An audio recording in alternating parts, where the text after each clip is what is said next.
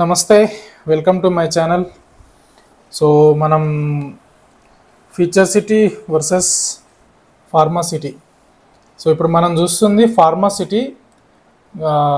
గౌరవ కేసీఆర్ గారు ఈ ప్రభుత్వం ఉన్నప్పుడు, బీఆర్ఎస్ పార్టీ గవర్నమెంట్ ఫామ్లో ఉన్నప్పుడు తీసుకొచ్చిన 19,333 ఎకరాలలో ఫార్మా సిటీని డెవలప్మెంట్ చేస్తున్నాము. లైక్ దాన్నే ముచ్చర్ల ఫార్మా సిటీ లేదనుకుంటే యాచారం ఫార్మా సిటీ అని కూడా డిఫరెంట్ పేర్లతోటి మనం ఆ ఫార్మా సిటీని పిలవడం జరిగింది. సో ఇప్పుడు మనం చూస్తున్న మ్యాప్ ఏదైతే ఉందో, సో ఇది ఫార్మా సిటీ అంటే కేసీఆర్ గవర్నమెంట్ ఉన్నప్పుడు డిజైన్ చేసిన మ్యాప్ అనమాట ఇది. సో ఈ మ్యాప్లో వాళ్ళు డిఫరెంట్ జోన్లో దీన్ని కేటాయించుకోవడం జరిగింది. సో ఇదంతా ఒక ఇండస్ట్రియల్స్ కానీ, ఇప్పుడు ఈ కలర్ వచ్చేసి రెసిడెన్షియల్ జోన్కి, ఇది రీక్రియేషనల్ జోన్ అని, సో అట్లా డిఫరెంట్గా వీళ్ళు ల్యాండ్ అలైన్మెంట్ చేసుకోవడం జరిగింది. సో ఒకసారి మనం ఫ్యూచర్ సిటీకి గతంలో ఉన్న ఫార్మా సిటీ మ్యాప్కి ఒకసారి కంపారిజన్ చేసుకుంటే, సో ఆల్మోస్ట్ రెండు కామన్గా అనిపిస్తాయి. సో విషయం ఏంటంటే ఇది, సో మనకి ఇక్కడ చూస్తున్నాం కదా, ఇప్పుడు ఈ మ్యాప్ డిజైన్ ఏదైతే అంటే కలరింగ్ కాకుండా జస్ట్ ఈ ల్యాండ్ ఏదైతే మార్క్ ఉందో, బౌండరీ ఉందో, ఈ బౌండరీ అంతా చూస్తే ఈ design, at the same time ఈ డిజైన్. ఇప్పుడు ఇది వైలెట్ కలర్ ఉంది చూసారా. సో ఈ వైలెట్ కలర్లో ఇప్పుడు ఈ పార్ట్ ఫార్మా సిటీకి సంబంధించి చేసిన మ్యాప్లో ఈ పార్ట్ ఏదైతే ఉందో ఇది అలాగనే సేమ్ యాజ్ ఇట్ ఈజ్గా ఉంటుంది. సో ఇక్కడ ఇది చూసారా, ఇదేం చేశారు, ఇది అప్పుడు గవర్నమెంట్ ఉన్నప్పుడు కేసీఆర్ గవర్నమెంటు దీనికి హెల్త్ హబ్కే సంబంధించి చేశారు, ఇది లైఫ్ సైన్స్ హబ్కు సంబంధించి. ఇప్పుడు రేవంత్ రెడ్డి గారి గవర్నమెంట్ కూడా లైఫ్ సైన్స్ హబ్కు సంబంధించే ల్యాండ్ అలొకేట్ చేయడం జరిగింది. సో ఇక్కడ విషయం ఏంటంటే క్లియర్గా చెప్పాలనుకునేది ఏంటంటే, ఫార్మా సిటీ కోసం ల్యాండ్ 19,333 ఎకరాలని వాళ్ళు చెప్పడం, వీళ్ళేమో ఫ్యూచర్ సిటీ అని చెప్పేసి 30,000 ఎకరాలని ఒక మంత్రి, లేదు 50 ఎకరాలని, కాదు 1,00,000 ఎకరాలలో డెవలప్మెంట్ చేస్తామని. సో వాళ్ళు డిఫరెంట్ టైప్ ప్లాన్ తోటి ఇప్పుడున్న గవర్నమెంట్ చెప్పడం జరుగుతుంది. సో మేజర్ ఏంటంటే మనకు క్లియర్గా మాట్లాడుకుంటే, ఇప్పుడు ఈ ల్యాండ్ బౌండరీ ఏదైతే ఉందో, ఇప్పుడు మనకు కనిపిస్తున్న కలర్లేసి కనిపిస్తున్న ల్యాండ్ బౌండరీ ఏదైతే ఉందో, ఇది 13,973 ఎకరాలు, ఓవరాల్గా 14,000 ఎకరాలు. ఈ ల్యాండే అప్పట్లో బీఆర్ఎస్ గవర్నమెంట్, కేసీఆర్ గారి గవర్నమెంట్ ఇదిని చూసారా, ఈ ల్యాండ్నే వాళ్ళు అప్పుడు ల్యాండ్ పూలింగ్ అంటామో, ల్యాండ్ ఎక్వైజేషన్ అంటామో, ఇవన్నీ చేసి పెట్టారు. సో అంటే క్లియర్గా ప్రభుత్వం దగ్గర ఉన్న ల్యాండ్ ఇది. సో రిమైనింగ్ ల్యాండ్ ఏదైతే ఉన్నదో అది ఇంకా లైవ్లోకి రాలేదు. ఇప్పుడు ఈ 14,000 ఎకరాల ఉన్న ల్యాండ్ని ఏదైనా, ఇప్పుడు ఈ గవర్నమెంట్ అయినా, రేవంత్ రెడ్డి గారి గవర్నమెంట్ అయినా, రేపు బీజేపీ గవర్నమెంట్ అయినా సరే, మళ్ళీ బీఆర్ఎస్ వచ్చినా, ఏ గవర్నమెంట్ వచ్చినా, XYZ ఏ గవర్నమెంట్ వచ్చినా, ఏదన్నా యాక్టివిటీ చేయాలి, డెవలప్మెంట్ యాక్టివిటీ చేయాలి అని అంటే కేవలం ఇప్పుడు ఈ ఫీచర్ అప్పుడు ఫార్మా సిటీ కోసం డిజైన్ చేసిన మ్యాప్ ఉంది కదా, ఇందులో వైలెట్ కలర్ ఉంది కదా, ఇదే ల్యాండ్లో చేయాలి. లేదు ఇప్పుడున్న ఫ్యూచర్ సిటీ మ్యాప్ విషయానికి వచ్చేసి ఈ ల్యాండ్లోనే చేయాలి. ఇప్పుడు ప్రస్తుతానికి ఉన్నది కాంగ్రెస్ గవర్నమెంట్, రేవంత్ రెడ్డి గారి గవర్నమెంట్ చేయబట్టి వాళ్ళు తీసుకొచ్చింది ఏంటిది, ఫ్యూచర్ సిటీ. సో ఏది చేసినా ఈ ఫ్యూచర్ సిటీ అన్న ఈ 14,000 ఎకరాలనే ప్రస్తుతానికి ఏదైనా చేయడానికి సాధ్యపడుతుంది. ఇంకా ఆ తదుపరి ల్యాండ్ అక్విజిషన్ చేసుకోవడాలు, ల్యాండ్ పూలింగ్లు చేసుకోవడాలు, ఇదంతా వెరసి ఇప్పుడు సింపుల్గా మాట్లాడాలనుకుంటే ఇంకా కొన్ని కేసులు ఉన్నాయి ఆ ల్యాండ్కి సంబంధించి. నానక్ నగరు, కురిమిద్ద, ఈ తాటిపర్తి, మేడిపల్లి, అక్కడి నుంచి ఇంకా కోర్టులో కేసులు ఉన్నాయి. అవి ఏమిట్లకేం తేలలేదు. బట్ గవర్నమెంట్కు అంటే ప్రైవేటు వ్యక్తుల దగ్గర నుంచి, రైతుల దగ్గర నుంచి తీసుకున్న ల్యాండ్కు సంబంధించిన కేసులే ఉన్నాయి, కానీ ప్యూర్గా గవర్నమెంట్కు ఉన్న ల్యాండ్ ఏదైతే ఉందో ఆ ల్యాండ్కి సంబంధించి ఏం కేసులు ఏం లేవు. సో ఏది చేసినా గవర్నమెంటు, ఏ యాక్టివిటీ చేసినా, ఏది చేయాలనుకున్నా కానీ కేవలం ఈ 13,973 ఎకరాల ఏ ల్యాండ్ ఏదైతే ఉందో, సో ఆ ల్యాండ్లో మాత్రమే ఎలాంటి యాక్టివిటీస్ అయినా చేయాలి. సో ఇది ఒకప్పుడు ఫార్మా సిటీకి సంబంధించింది అనమాట. ఇప్పుడు మనం సింపుల్గా దీన్ని కొంచెం జూమ్ ఇన్ చేసి చూస్తే, ఇప్పుడు ఇక కనిపిస్తుంది కదా, ఇగో ఇది బేగర్ కంచె.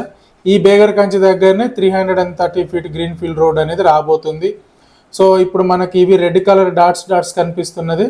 అప్పుడు ఫీచర్స్ ఫార్మాసిటీ కోసం అంటే శ్రీశైలం హైవే నుంచి మొదలు పెట్టుకుంటే సాగర్ హైవేలో యాచారం దగ్గర, సో యాచారం దగ్గర కనెక్ట్ అయ్యే రోడ్డు ఇది 200 ఫీట్ 200 ఫీట్ రోడ్డు. సో అది మనకు ఇగో ఇక్కడ మీర్ఖాన్పేట మిడిల్ నుంచి వెళ్ళిపోతుంది. సో ఇది పరిస్థితి. సో మనకు ఎట్లా చూసుకున్నా కానీ మేజర్గా నేను చెప్పాలనుకునేది ఏంటంటే, ఏ రైతుని కొట్టుకుంటుంది మూతి పనులు ఓడడానికి అన్నట్టుగా, ఇప్పుడు వీళ్ళు ఏది చేయాలనుకున్నా ఈ గవర్నమెంట్ బీఆర్ఎస్ గవర్నమెంట్ కానీ గత బీఆర్ఎస్ గవర్నమెంట్ మళ్ళీ గవర్నమెంట్ ఫామ్ చేసినా లేదు, మళ్ళీ ఇదే కాంగ్రెస్ గవర్నమెంట్ ఏదైనా చేయాలన్నా కానీ ఇగో ఇదేం బీఆర్ఎస్ మ్యాప్ అండి. క్లియర్గా చెప్పాలనుకుంటేనేమో పార్టీల వైజ్గా డివైడ్ చేసి మాట్లాడాలనుకుంటే ఇదేం బీఆర్ఎస్ గవర్నమెంట్ మ్యాపు, ఇగో ఇదేమో కాంగ్రెస్ గవర్నమెంట్ మ్యాప్. సింపుల్. ఇక ఇంతకంటే కూడా మనం గొప్పగా చెప్పుకోవడానికి ఏం లేదు. ఇది కాంగ్రెస్ గవర్నమెంట్ మ్యాప్, ఇది వచ్చేసేమో బీఆర్ఎస్ గవర్నమెంట్ మ్యాప్. సో రేపు భవిష్యత్తులో బీఆర్ఎస్ గవర్నమెంట్ ఫామ్ అయినా మళ్ళీ ఇదే గవర్నమెంట్ కంటిన్యూషన్గా ఇంకొక ఈ 5 ఏళ్ళు తప్ప కాకుండా మళ్ళీ 5 ఏళ్ళు ఉన్నా ఏదున్నా ఇది కాదు అది కాదు, రేపు కూటమి వచ్చేసి జనసేన టీడీపీ బీజేపీ వీళ్ళంతా పొత్తుతోటి కూటమిగా ఫామ్ అయ్యి వాళ్ళు గవర్నమెంట్ ఫామ్ చేసినా ఎవరి కూటమి లేవు ఎక్కడ లేదని చెప్పేసి అని ఓన్లీ ఒక బీజేపీ గవర్నమెంట్ ఫామ్ చేసినా XYZ ABCDలు అనే ఒక పార్టీలు ఏ పార్టీ గవర్నమెంట్ ఫామ్ చేసినా చివరికి ఈ 14,000 ఎకరాలు ఉన్న ల్యాండ్కు సంబంధించి మాత్రమే డెవలప్మెంట్ చేయడానికి అవకాశం ఉంది. ఆ తర్వాత ఇంకా కొత్తగా ల్యాండ్ తీసుకొని ఏమైనా చేస్తారా అని అంటే ఇక అది మనకైతే మనం ఊహించేది కాదు.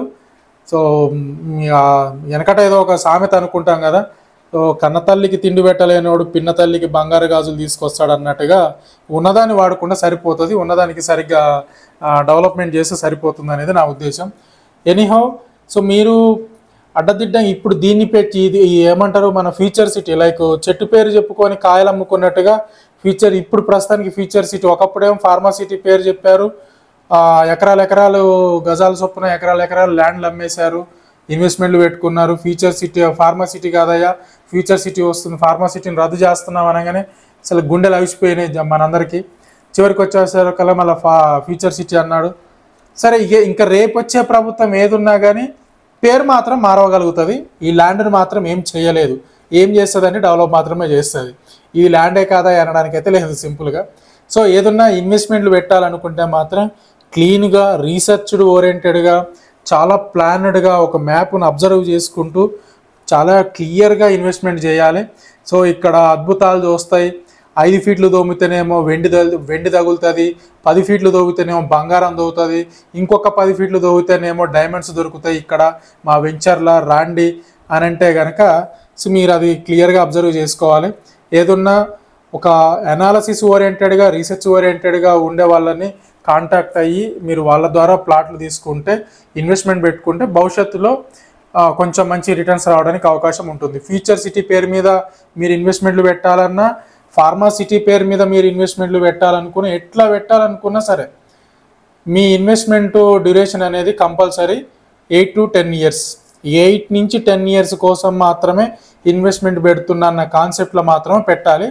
బట్ కొన్ని నేను చెప్పే లైక్ స్పెషల్గా నేను చెప్పే అనాలిసిస్ ప్రకారం అయితే మీకు విత్ ఇన్ ఒక 5 yearsలోనే మంచి రిటర్న్స్ వచ్చే అవకాశం ఉంటుంది.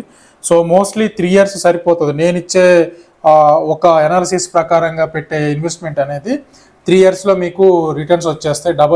డబుల్ వచ్చే అవకాశం కొంత ఉన్నది. సో మోస్ట్లీ 70 to 80% రిటర్న్స్ మాత్రం మీకు కంపల్సరీ వచ్చేస్తాయి విత్ ఇన్ ద 3 yearsలో. ఒక 5 years విషయానికి వస్తే కనుక మీకు అబౌవ్ 60 to 70% వచ్చే అవకాశం ఉంటుంది.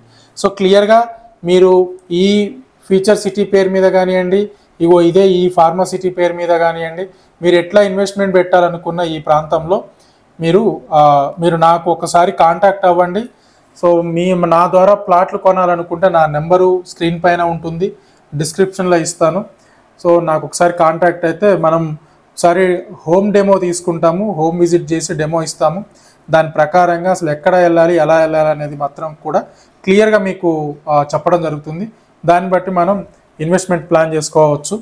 సో ఇది అండి ఈరోజు వీడియో. సో మరొక వీడియోతోటి మీ ముందుకు వస్తాను. ఈ వీడియో మీకు నచ్చింది అనుకుంటే లైక్ చేయండి, నా ఛానల్ మాత్రం సబ్స్క్రైబ్ చేసుకోండి. ఈ వీడియోని మాత్రం మీ ఫ్రెండ్స్కి, మీ ఫ్యామిలీ మెంబర్స్కి ఉపయోగపడుతుంది అనుకుంటే షేర్ చేయండి. సో మరో వీడియోతో కలుస్తాను. Thank you so much.